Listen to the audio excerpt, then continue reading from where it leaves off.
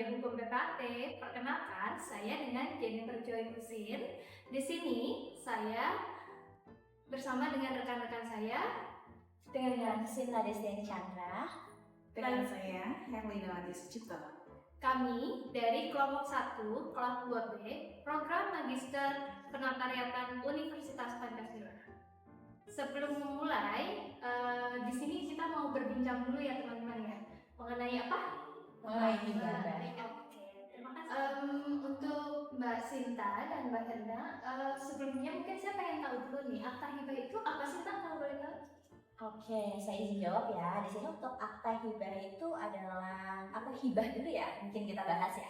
Hibah itu adalah pemberian secara sukarela kepada seorang pemberi kepada penerima, dan penerima itu bebas siapa saja, seperti itu.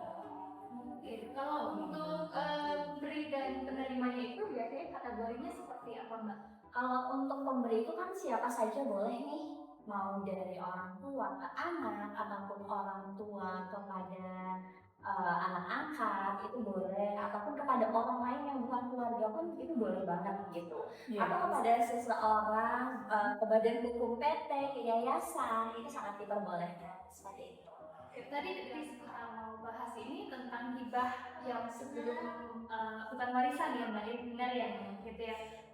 Boleh tahu itu tadi bisa dikasihnya kan dari siapa saja ya gitu ya, ke anak angkat, atau dari pribadi ke apapun gitu ya. Nah kalau untuk anak angkat sendiri seperti apa nih Mbak? Jadi anak angkat sebagai penerima hibah ya. Betul. Jadi ada orang tua ingin memberikan hibah kepada anak angkat, itu bisa, sangat bisa. Asalkan ada ketentuan prosedur yang menyatakan bahwa memang ini adalah anak angkat.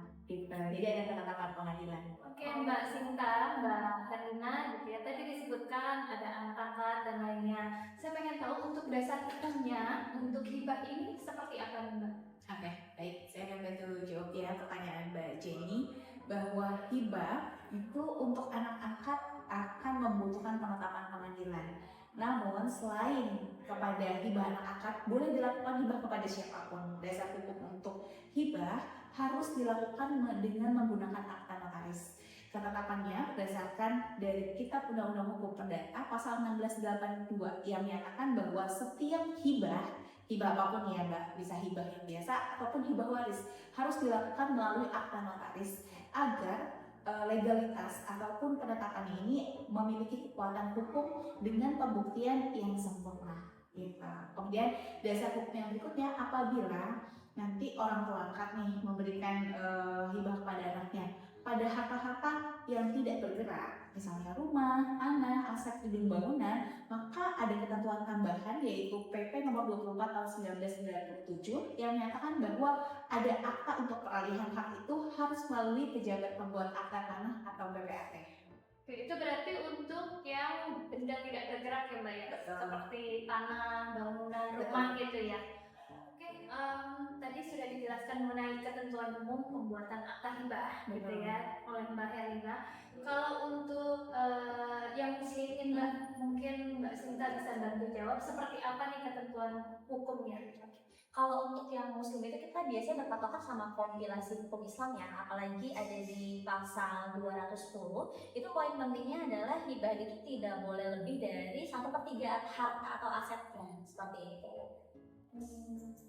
Oke, Mbak Sinta, untuk yang tadi disebutkan mengenai sepertiga gitu ya, itu kenapa tuh Mbak kalau boleh tahu harus dibatasi? Nah gini, hibah itu kan bisa dilakukan poinnya untuk siapa saja ya, diberikan kepada siapa saja. Tetapi kan pemberi hibah itu tentunya memiliki keluarga ataupun ahli waris gitu. Secara legalitasnya atau secara hukumnya itu ada yang namanya hak mutlak waris atau legitimasi gitu. Jadi melindungi hak waris dari keluarga pemberi hibah itu agar nantinya ke depannya tidak ada konflik, tidak ada hal-hal yang tidak diinginkan seperti itu. Jadi lebih melindungi saja. Berarti simpelnya kalau untuk akta hibah non muslim itu dari KUH Perdata gitu ya sama PP, lalu kalau untuk muslim ditambahkan dengan kompilasi hukum Islam gitu. Kira-kira ada aturan lain nggak Mbak yang mengatur mengenai akta hibah tersebut yang mungkin orang lain perlu tahu lagi? benar Mbak Jenny dan Mbak Sinta. Tadi untuk membuat akta sudah ada jalur notaris bahwa akta hibah itu harus melalui akta yang otentik. Kemudian untuk benda-benda yang tidak bergerak ada PP nomor 24 tahun 97. Nah, tadi yang disinggung oleh Mbak Sinta mengenai legitimasi porsi dalam KHI memang sudah disebutkan. Namun untuk penduduk yang non muslim yang Tionghoa ataupun Timur Tengah dapat menggunakan pasal 913 KUH Perdata yang secara jelas telah mengatur bagian-bagian yang tidak dapat dikurangi oleh pewaris, yaitu baik maupun melalui hibah wasiat maupun hibah waris. Oke, berarti kalau misalkan harta hibah itu dibuat di bawah tangan, itu kira-kira bisa nggak Bang? Kalau bicara bisa atau boleh, boleh. Karena Indonesia itu semua boleh ya. Artinya tidak membatasi transaksi, tidak membatasi perjanjian atau hal-hal yang dapat dilakukan. Antara misal secara lisan nih, Mbak Jenny dapat hibah dari orang tua. Tapi kemudian nanti bisa akan rentan dengan konflik gugatan baik pidana maupun perdata. Karena bisa jadi ketika orang meninggal dunia, maaf ya, kemudian ada pertanyaan dari saudara yang lain gitu, kok saya nggak dapat hibah juga. Itu sebabnya semua transaksi hibah itu sebaiknya dilakukan dengan akta otentik melalui akta notaris, dan untuk yang tadi ada benda-benda yang tidak bergerak melalui pejabat pembuat akta tanah, agar kemudian hari tidak lagi ada pertanyaan ataupun gugatan dari legitimasi porsi yang tadi memiliki hak-hak yang hak mutlak untuk warisannya.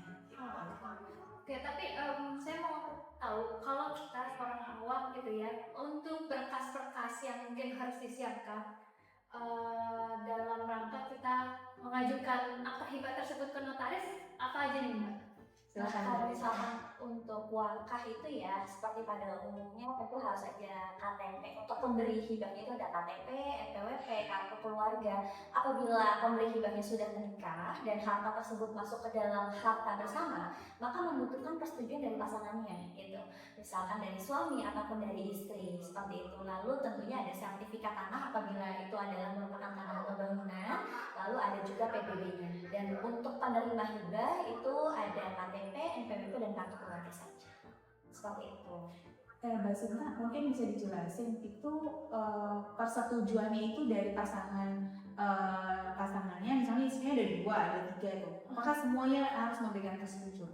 Tentu saja. Kalau misalnya kita lihat dari hartanya ya, itu hartanya harta bersama apakah dengan istri pertama, kan dia ada tanggal, biasanya pembelian itu di sertifikat ada tanggalnya. Misalkan tanggalnya itu bersama istri pertama, maka itu kan adalah harta bawaan dari si suami dan si istri tersebut. Maka butuh persetujuan dari suami istri. Karena kalau misalnya ada istri kedua, istri ketiga, biasanya sebelum poligami itu terjadi, misalkan dia sah di mata hukum, itu kan dihitung dulu asetnya. Gitu. Jadi antara istri kedua dan istri ketiga itu ada batasan hartanya. Tetap berpatokan pada tanggal transaksi untuk mendaftar Betul. objek hibah. Iya, seperti itu. Oke, sekarang nih kalau kita lihat dari kita dapat warisan, ada pajaknya. Hibah ini pajaknya seperti apa akta hibah ini? Oke, apakah sama dengan jual beli atau warisan gitu ya? Dan kalau misalkan hibahnya itu antara anak angkat dan anak kandung, apakah ada bedanya nih Mbak Herlina sama Mbak Sinta? Oke, mungkin saya jelaskan dulu ya, Mbak Jenny, bahwa pajak itu tidak terkait dengan siapa pemberi hibah dan siapa penerima hibah, tapi lebih kepada jenis objek pajaknya ya. Jadi objek hibahnya itu dibedakan berdasarkan satu adalah harta yang tidak bergerak, kemudian harta yang bergerak. Nah, di sini saya mungkin menjelaskan yang untuk harta yang bergerak, misalnya mobil gitu ya atau motor, maka ada BBNKB atau biaya bagi utama kendaraan bermotor yang secara umum di Indonesia saat ini di Jakarta terutama mulai dari Mei 2025 itu tidak dikenakan biaya untuk BBNKB-nya gitu. Namun akan berbeda ketentuannya dengan harta yang tidak bergerak. Silakan bertanya. Kalau misalnya untuk harta yang tidak bergerak seperti tanah dan bangunan itu ada yang namanya pajak SSP atau PPh yang kita bayarkan ke kantor pajak, dan ada juga yang namanya BPHTB atau pajak pemberi hibah. Di sini saya akan bahas untuk pajak BPHTB-nya atau pemberi hibahnya ya gitu. Masing-masing daerah sebenarnya ketentuannya beda, tapi ada ketentuan secara umumnya gitu untuk perhitungannya. ada kita namanya punya patokan NJOP atau nilai perolehan objek pajak gitu. Untuk BPHTB hibah itu ada rumusnya, itu adalah kalau untuk daerah di luar Jakarta itu nilai perolehan objek pajak yang dikurangi dengan 300 juta lalu dikali dengan 50%. Seperti itu. Tapi kalau untuk di daerah Jakarta, untuk peraturan saat ini ada pengurangan sebesar 2 miliar. Jadi contohnya apabila si tanah di Jakarta itu nilainya adalah 1 miliar, maka BPHTB itu 1 miliar dikurangi 2 miliar. Kita jadi nol ya, Betul. Nah, apakah itu berlaku untuk semua objek pajak? Misalnya, objek hibah, misal saya hibahin pertama sama Mbak Jenny, hibah kedua sama Mbak Sinta. Apakah selalu dapat pengurangan seperti itu? Enggak, kalau untuk Jakarta hanya untuk yang pertama kali. Seperti itu. Tapi kalau untuk luar daerah, dalam 1 tahun itu dia pengurangannya adalah 300 juta lalu dikali lagi dengan 50%. Seperti itu. Jadi untuk perbedaan perhitungannya antara anak kandung dan anak angkat seperti apa, Mbak? Pasti ada bedanya ya. Kalau misalnya untuk anak angkat itu perhitungannya nilai penjualan objek pajaknya atau nilai hibahnya NJOP-nya dikurangi dengan 80 juta, hampir sama dengan jual beli untuk wilayah luar Jakarta ya. Seperti itu. Tapi dihitungnya dari NJOP. Tapi kalau untuk anak kandung itu pengurangannya lebih besar. Untuk nilai perolehan yang tidak kena pajak itu adalah 300 juta lalu dikali lagi dengan 50%. Seperti itu.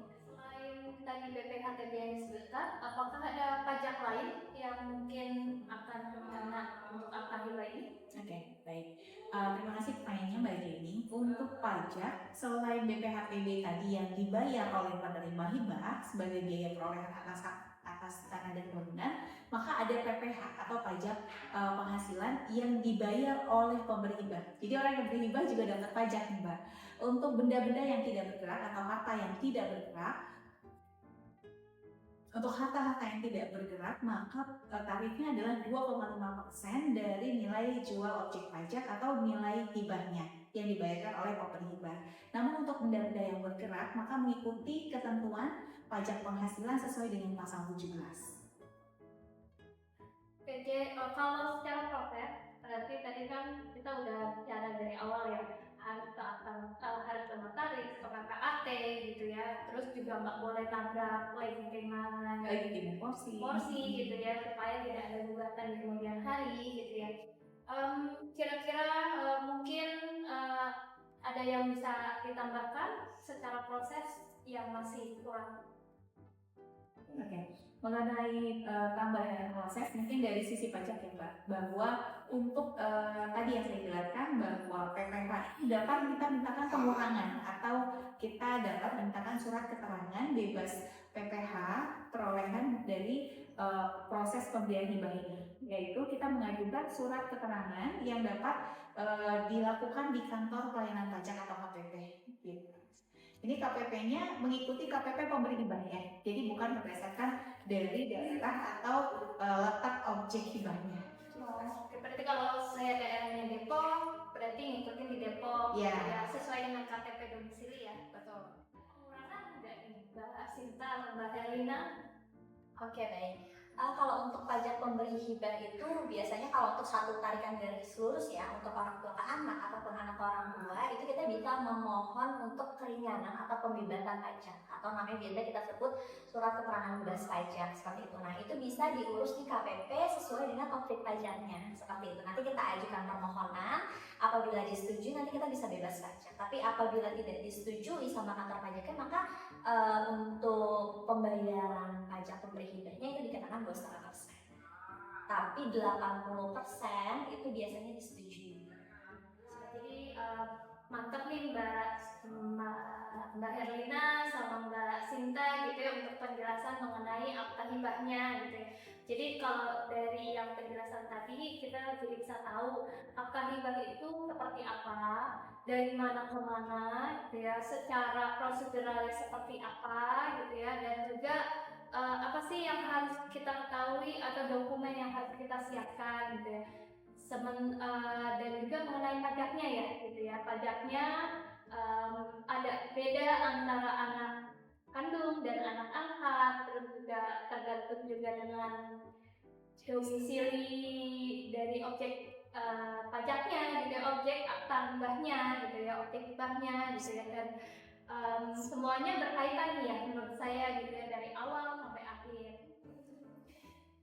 Benar Mbak Jenny, jadi kita sudah mengetahui tentang prosedur dan lain-lain. Namun apabila dari teman-teman penonton YouTube ini ada pertanyaan, misalnya kasusnya berbeda dari yang kita bicarakan pada saat ini, dapat langsung konsultasi atau menemui notaris atau PPA yang terdekat dan menceritakan bagaimana sih proses dari kronologinya sehingga nanti didapat solusi hukumnya yang dapat memberikan payung hukum atau perlindungan terhadap hibah ini. Gitu.